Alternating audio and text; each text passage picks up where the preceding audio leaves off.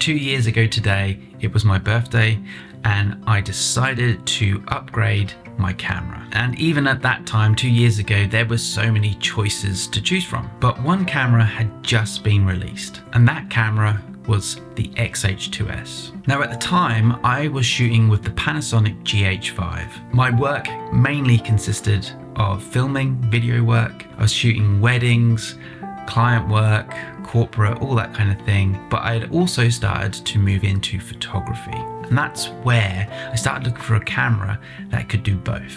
And so luckily for me, this just came on the market. And so without much hesitation, I decided to trade in all my gear and purchase the XH2s. Now, I wasn't completely unfamiliar with the Fujifilm system. I had the X-T3, but the X-T3 was my photo dedicated camera. I was shooting with GH5 and I had the X-T3 for all of my photography. But I wanted it all in one system, and what I was seeing online, it seemed that the XH2s was offering everything that I needed. So like I said, I traded all my gear in, the X-T3 and the GH5 and all my lenses, and purchased this camera. And so in this video, I basically want to give you my experience over 2 years of heavy use with this camera. I have traveled absolutely everywhere with it, and I believe that it's going to be my camera for 2025 and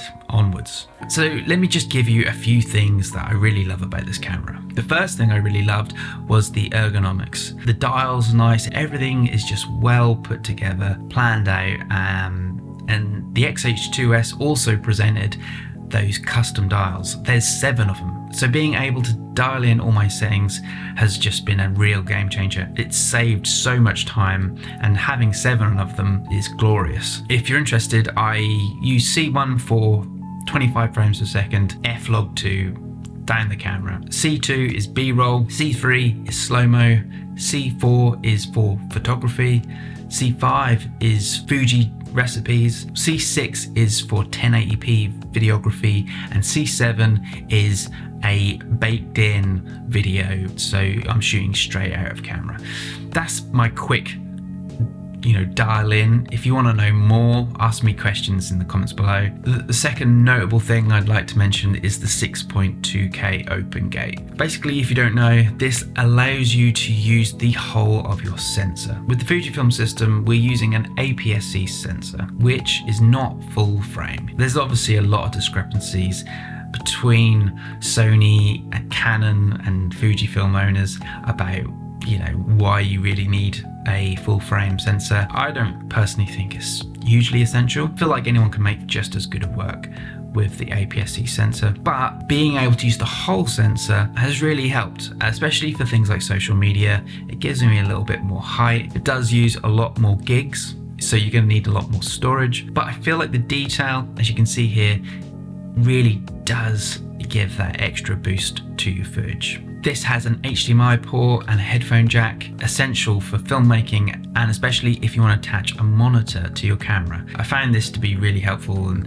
something that I already had in GH5, so I really didn't want to compromise when upgrading. The battery life is good. You're now using that MP2568. I can't remember, I always forget what it's called, but you get that new bigger battery that's so helpful if you're doing long shoots. I find I only go through maybe a couple of batteries a day if I'm doing a long shoot. For photography, I'll probably only ever use 1. It really does do the job. I'd say to be on the safe side, you need at least 4 batteries, just in case. You could be in cold weather, which means your battery level will drop significantly. It now has 7 stops of in-body image stabilization. This was one of the biggest things coming from the GH5, because the GH5 was famous for its stabilization, because that has a very small sensor. That's a micro 4/3 sensor. So with the sensor being that small, the stabilization of your footage is just going to be so much better. This obviously is slightly bigger with an APS-C sensor, and with things like the X-T4 and X-T3, the stabilization just wasn't quite there. So one of the main reasons I didn't get the X-T4 is I was just waiting for Fuji to bring out a camera that had that stabilization that I could, you know, compete with the GH5. The GH5 is amazing. I had actually used it on a job recently and forgot how good that image stabilization is without even a tripod or gimbal. This now shoots 4K 120, which in 2024 sounds silly, but we didn't have that until now in any of the Fujifilm cameras. So this was a big plus. 4K 120 was such a big thing to do pre-2020. I feel really slow B-roll is something that we don't really see anymore. I don't really use, and I was really excited about having that feature, but I haven't done too much of it. Maybe I should. Let me know in the comments. The image quality is stunning. It has a 26 megapixel X-Trans5 stacked back illuminated sensor. The readout is fast, the image is lovely, and as a workhorse, I can really notice the difference between something like this and the X-T3, which I had before. So photography wise, I didn't ever think I was going to have a problem, and I don't. I love this. It's a joy to use. Also has a 15 FPS mechanical shutter and a 40 FPS electronic shutter. And so those are like the things I really love about this camera. Those are the things that made me change from the GH5 and the X-T3 to morph into the XH2s. Like I said, I've taken this everywhere. Just this year, the first half of this year, I went around Asia, and this was my main dedicated camera. It took every photo, every shot I could want and more, as you can see here, and it really has performed without any flaws, except one. And I think you probably know what I'm going to say if you're a Fujifilm user, but it is autofocus. We had a big hoo-ha in the summer about a firmware update which really jarred the system, but something just went awry, and the autofocus was terrible. I believe they fixed it.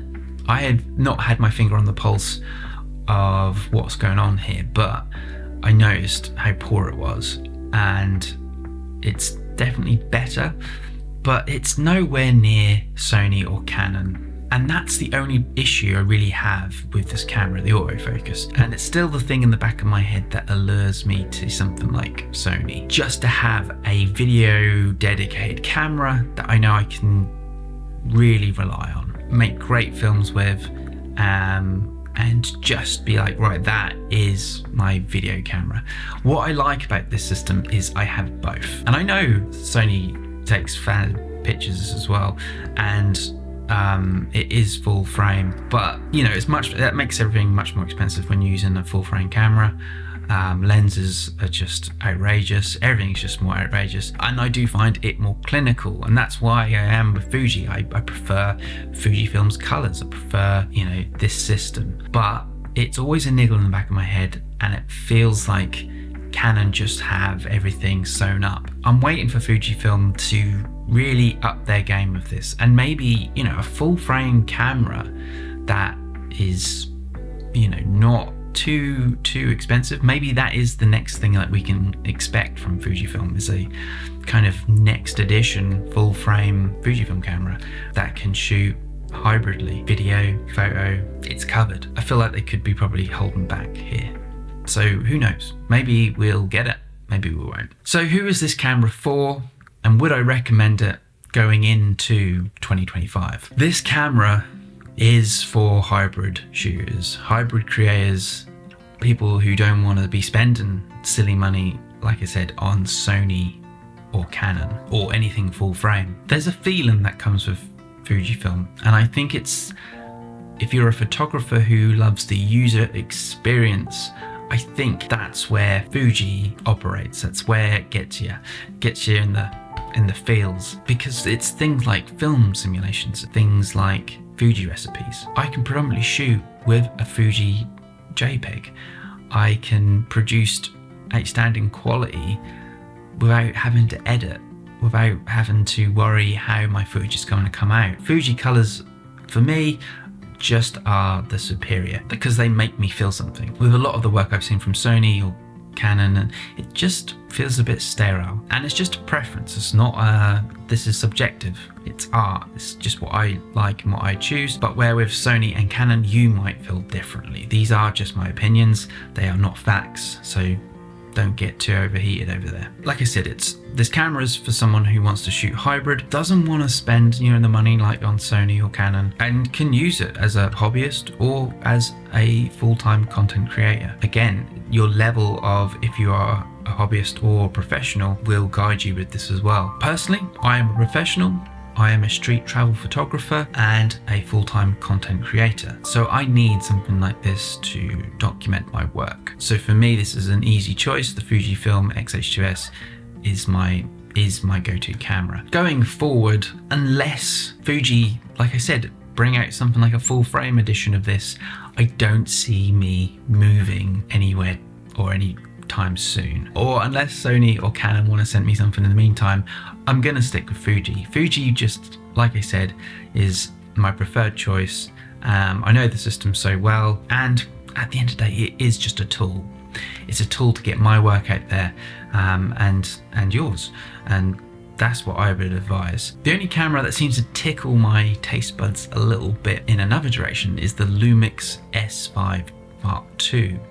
That's full frame, and that could potentially be a really good video dedicated camera. Coming from the GH5, I would be more than happy to try that out for a bit and give that a bit of a spin.